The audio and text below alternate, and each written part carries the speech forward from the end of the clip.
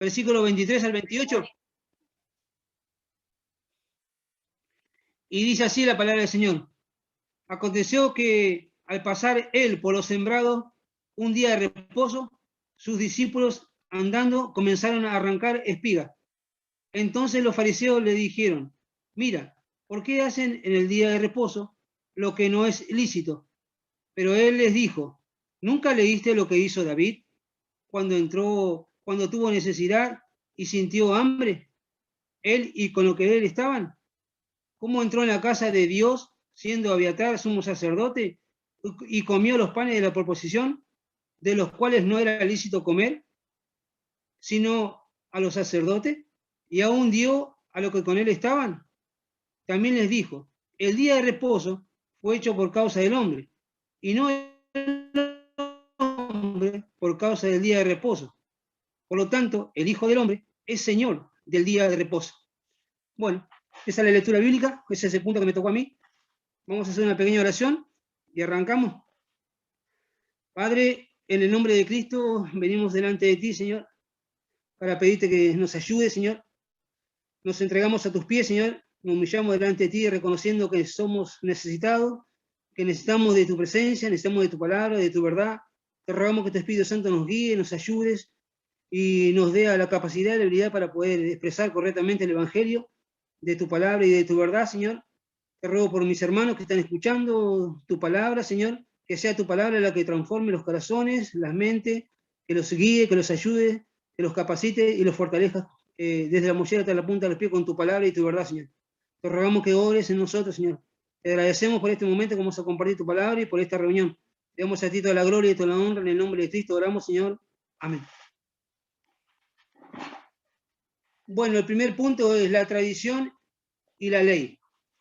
Desde Génesis podemos ver que Dios hizo toda su creación en 6 días y el 7º día descansó.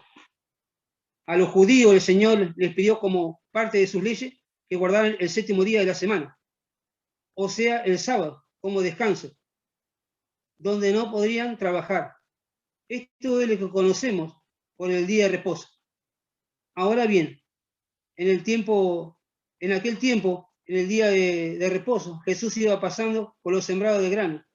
Sin embargo, el contexto muestra que cuando ellos iban pasando a través de los campos de grano, el tiempo de la siega había llegado o estaba por llegar. Y los discípulos comenzaron a arrancar espigas de grano. La ley había hecho una provisión especial. Deuteronomio capítulo 23, versículo 25, nos dice, cuando entres a la mies de tu prójimo, podrás arrancar espigas con tu mano, mas no aplicarás hoz a la mies de tu prójimo. Lo que los discípulos hicieron era solo aliviar el hambre. Lo relatan en forma variada los sinópticos. Marcos simplemente dice que comenzaron a cortar espigas de trigo. Y Mateo dice que comenzaron a arrancar espigas de grano y a comerlas. Y Lucas lo dice más completo en este punto que los otros dos. Dice, sus discípulos arrancaban y comían espigas, restregándolas entre las manos. Hubo una reacción inmediata de quienes, de parte de, perdón, me equivoqué. Hubo una reacción inmediata de parte de quienes odiaban al Señor Jesús y estaban tratando de encontrar una excusa para lograr su condenación, como lo muestra Marcos, versículo 24. Entonces los fariseos le dijeron, mira, ¿por qué hacen en el día de reposo lo que no es lícito? Acerca de la actitud hostil de los fariseos hacia Jesús, por medio de su legalismo lleno de sutileza, estos hombres estaban siempre sepultando la ley de Dios bajo la pesada carga de sus tradiciones. Lo que los fariseos no logran entender debido a sus corazones legalistas y poco compasivos, que en ocasiones la ley de Dios permitía pasar por alto en caso de necesidad. Y Mateo capítulo 15, versículo 1, 2 al 3, entonces se acercaron a Jesús ciertos escribas y fariseos de Jerusalén, diciendo, ¿por qué tus discípulos quebrantan la tradición de los ancianos? ¿Por qué no se lavan las manos cuando comen el pan? Respondió Jesús y le dijo, ¿por qué también vosotros quebrantáis el mandamiento de Dios por vuestras tradiciones? Y Marcos, versículo 24, vemos como estos fariseos estaban llenos de envidia, estaban siempre vigilando al Señor Jesús, se habían convertido en su sombra para ver si algo que hacía o decía se podía usar en su contra. Los fariseos siempre propensos y deseosos de encontrar fallas en el Señor Jesús para poder acusarlo. Sus intenciones no eran honorables. En sus corazones había homicidio.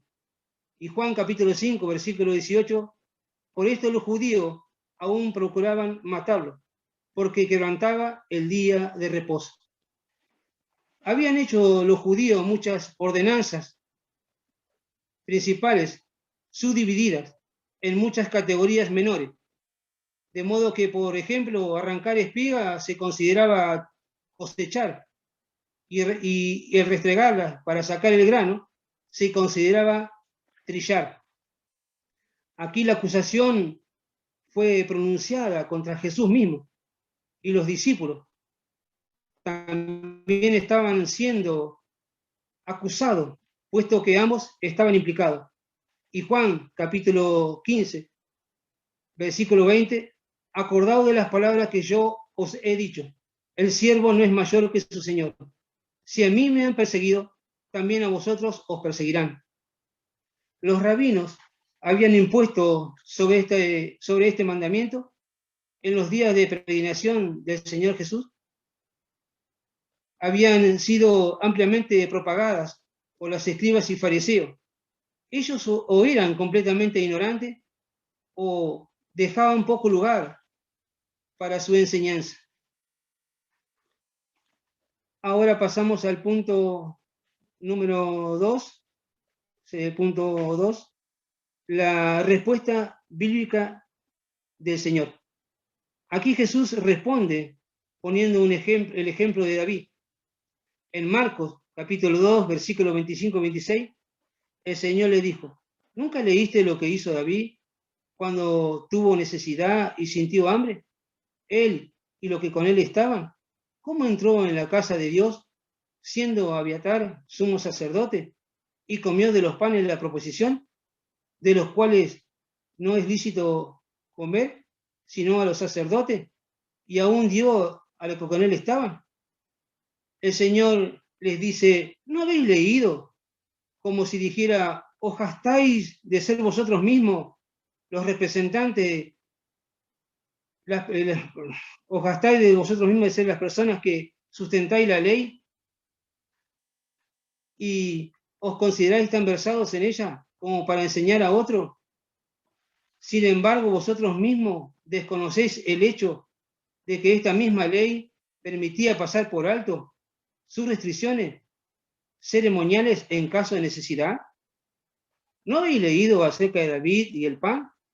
Esta referencia al pan consagrado, los panes de la proposición, literalmente el pan de la presencia, los 12 panes que se ponían en 2 corridas y se exhibían en la mesa de los panes de la consagración delante del Señor. Los 12 panes representaban a las 12 tribus de Israel y simbolizaban la comunión constante del pueblo con su Dios. Cada día de reposo se cambiaba este pan por panes frescos. Los panes añejos los comían los sacerdotes. Y eso, 25:30, nos dice, y pondrás sobre la mesa el pan de la proposición delante de mí continuamente. El pan colocado sobre la mesa representaba la presencia del Señor que sustentó a Israel en todos los aspectos de la vida. También señalaba a Cristo, el pan de vida. La regla era que este pan santo era para Aarón y sus hijos. Esto era para el sacerdocio, definitivamente. No era para cualquier persona. Y Levítico, capítulo 24, versículo 9, nos dice, y será de Aarón y de sus hijos, los cuales lo comerán en lugar santo, porque es cosa muy santa para él, de las ofrendas encendidas a Jehová por derecho perpetuo.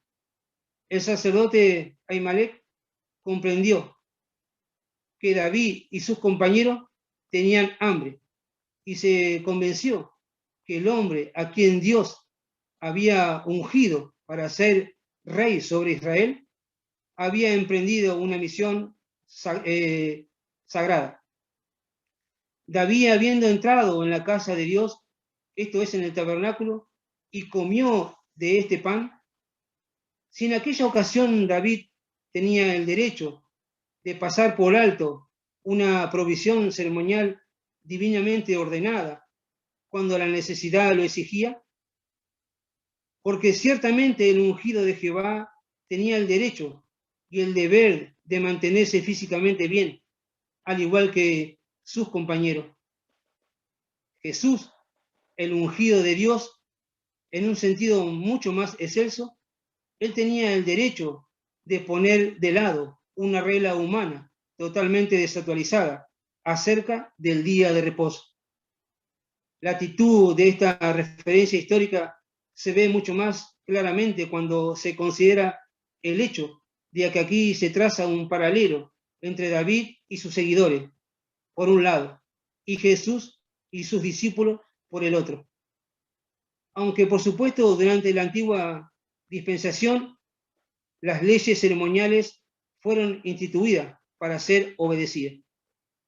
Pero el principio era que la vida y la salud humana deben ser preservadas.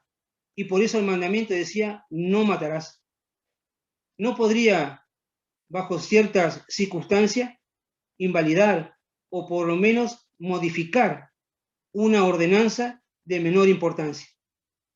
Con mayor razón, había buenos motivos en el caso del Señor Jesús y sus discípulos para poner de lado una regla acerca del día de reposo que era puramente rabínica. Una observancia que estaba fundada en nada más sólido que una mala interpretación y una mala aplicación de la santa ley de Dios. Lo que David hizo cuando comió el pan de la proposición fue lo correcto y necesario, sea que haya sido hecho en un día de reposo o en cualquier día de la semana. Hasta ahí el segundo punto. Ahora pasamos al tercer punto. La declaración final. El día de reposo fue hecho por causa del hombre, y no el hombre por causa del día de reposo. Esta es una declaración de nuestro Señor Jesús, dicha en defensa de sus discípulos. Esto lo vemos en Marcos, capítulo 2, versículos 27 y 28, donde inmediatamente nos dice, así que el Hijo del Hombre es Señor también del día de reposo. Con paralelo en Mateo 12:8. El día de reposo fue instituido para ser de bendición para el hombre y fue dado para el bienestar espiritual y físico de los seres humanos y para hacerlo santo. El hombre no fue creado para ser esclavo del día de reposo. El Hijo del Hombre es Rey soberano sobre todo, incluso en el día de reposo. En armonía con Mateo 12:6, el Señor dice, algo más grande que el templo está aquí. Jesús concluye diciendo, porque el Hijo del Hombre es Señor del día de reposo. Porque no es difícil de entender, Jesús acaba de declarar inocente a sus discípulos. Sin duda, ellos no tenían culpa con respecto a la acusación planteada en su contra por los fariseos. Porque el arrancar y después de restregarlas para sacar el grano, y al comer este alimento estaban haciendo lo que Jesús permitía y quería que ellos hicieran. Ellos estaban reconociendo el señorío del Señor Jesús en vez del señorío de los fariseos y sus tradiciones, que con frecuencia eran una necedad. Los discípulos estaban actuando correctamente al hacerlo, porque el Hijo del Hombre es ciertamente el Señor del día de reposo. Estaban en lo correcto cuando ponían su obediencia al Señor Jesús por encima de la esclavizadora observancia de un ritual sabático hecho por hombre. ¿No es el Hijo del Hombre Señor de todo? Y Mateo, capítulo 28, versículo 18, nos dice, Jesús se acercó y les habló diciendo, toda potestad me es dada en el cielo y en la tierra. ¿No sería entonces Señor del día de reposo también? Culpables son aquellos que imaginan que pueden guardar el día de reposo mientras deshonran al Señor del día de reposo. Jesús, como Señor del día de reposo, no solamente lo honraba asistiendo regularmente a los servicios de la sinagoga en ese día, también lo honraba haciendo actos de misericordia y de sanidad en el día de reposo. Durante la antigua dispensación, la semana comenzaba con 6 días de trabajo. Esto era seguido por un día de reposo. Después, por la obra de sufrimiento vicario, Cristo, el gran sumo sacerdote, obtuvo para el pueblo de Dios el reposo eterno.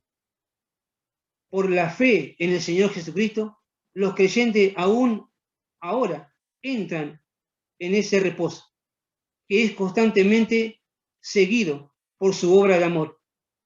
Esto es, por su obra de gratitud, por la salvación ya obtenida para todos.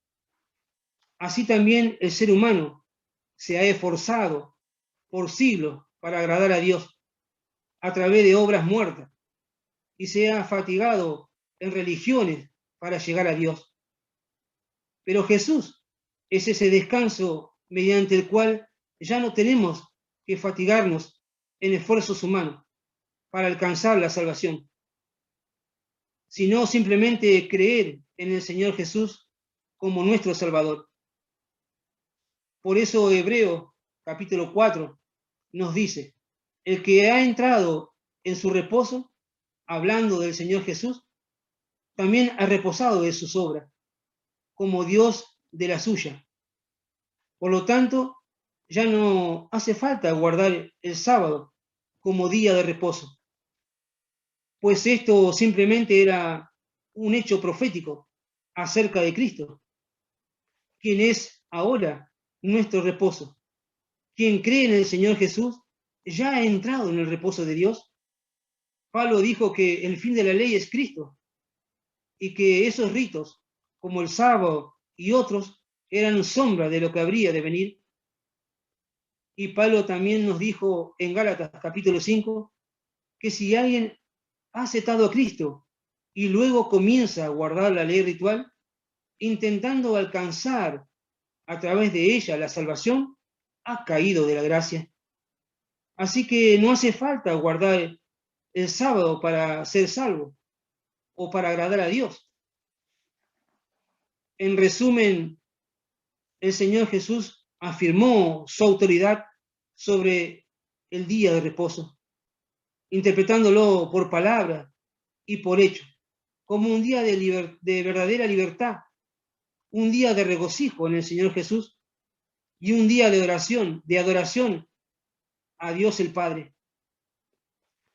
Todos los verdaderos creyentes serán perseguidos y rechazados por causa del Señor Jesús. La observancia del día de reposo debe quedar lejos de los cristianos. El verdadero creyente debe entender que el mundo, incluso las falsas iglesias y religiones y organizaciones religiosas, siempre se opondrán a Dios y al creyente hasta el fin. Los cristianos tienen que ser diferentes. El cristiano tiene que mirar y vivir por la palabra de Dios y no por las tradiciones. Lo que hemos aprendido es que la palabra de Dios no puede ser quebrantada por ninguna tradición hecha por hombre. Nuestro reposo no está en guardar un día, sino en Cristo está nuestro reposo. A Él sea toda la gloria y toda la honra. Amén. Bueno, mis hermanos, hasta ahí la palabra. Dios los bendiga